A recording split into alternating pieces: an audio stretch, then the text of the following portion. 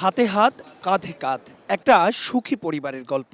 লাক্কাতুরা টেস্টের প্রথম দিনটা বাদ দিলে গেল মাস ছয়েক যেন স্বপ্নের দিন পার টাইগার ক্রিকেটে। তারপরেও র্যাঙ্কিং বলছে 2027 বিশ্বকাপ ঝুলে আছে সমীকরণে।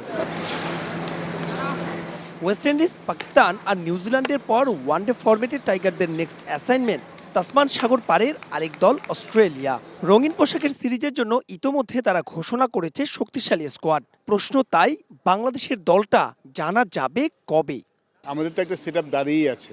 সো নতুন বাইরে যারা আছে তারা কেমন করছে সেটা আমরা ফলো করছি। সো দেখা যাক শেষ পর্যন্ত ওরকম তেমন কেউ এক্সট্রাঅর্ডিনারি আউটস্ট্যান্ডিং পারফরমেন্স করে কিনা। যেহেতু হোমে খেলা আমরা একটু দেরিতে দিব, সেই সুযোগটা আছে। তার জন্য আমরা হয়তো আর একটু দেখে ডিপিএল ম্যাচগুলি দেখে তারপরে যদি নতুন কাউকে কেউ তেমন কিছু করছে কিনা সেসব দেখে পরে আমরা দলটা দিব। ওয়ানডের পাশাপাশি আলোচনায় চলতি বছরের আগস্টে 23 বছর পর টেস্ট খেলতে টাইগারদের অস্ট্রেলিয়া সফর। খালি চোখের র্যাঙ্কিং বলে একের সঙ্গে 9-এর লড়াই হয়তো হতে পারে অসম, কিন্তু বাস্তবতা সাম্প্রতিক সময়ে শান্তর নেতৃত্বে বাংলাদেশ খেলছে ফেয়ারলেস ক্রিকেট, যা স্তুতি যোগাচ্ছে পার সমালোচকদেরও। প্রধান নির্বাচকেরও বিশ্বাস, টাইগাররা এবার বিনা যুদ্ধে নাহি দেবে সূচাগ্র মেদিনী। আমাদের দলটা এখন অনেক পরিণত। আমার মনে হয় অস্ট্রেলিয়াকে আমরা একটু হলে চ্যালেঞ্জ ছুড়ে দিতে পারবো এবারে টেস্ট সিরিজে। যেখানে খেলা ডারউইন কেয়ার্ন্স, সেটা ঠিক অস্ট্রেলিয়ার যেরকম কন্ডিশন আমরা চিন্তা করি তেমন না, আমরা আগে খেলেছি সেখানে। আর আমার মনে হয় আমাদের দলটা এখন পরিণত। Australia is a very good side, ranking world number 1 side, এবং বাস্তব বলে যে আমরা কিন্তু র্যাঙ্কিং অনেক পিছিয়ে আছি। সো র্যাঙ্কিংয়ের ব্যবধানটা অনেক বড়, বাট আমার মনে হয় যে র্যাঙ্কিংয়ের ব্যবধানটা ঠিক আমাদের দলটা কতখানি সেটা শো করছে না, এটা আমি স্ট্রংলি বিলিভ করি।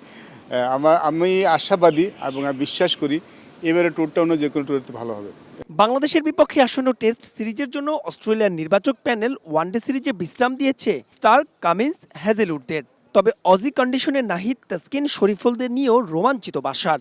বলছেন, ভয় পাও অস্ট্রেলিয়া, ভয় পাও।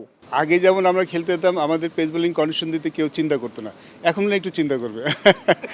আমাদের পেস বোলিং কন্ডিশন, আমাদের পেস বোলার মধ্যে সেখানে আমি বলবো না পুরোপুরি পৌঁছেছে, কিছুটা পৌঁছাতে পেরেছে, যেখানে কন্ডিশন দেওয়ার ব্যাপারে প্রতিপক্ষ একটু বিবেচনা করবে যে ওই দলে কিছু ভালো ফাস্ট বোলার আছে।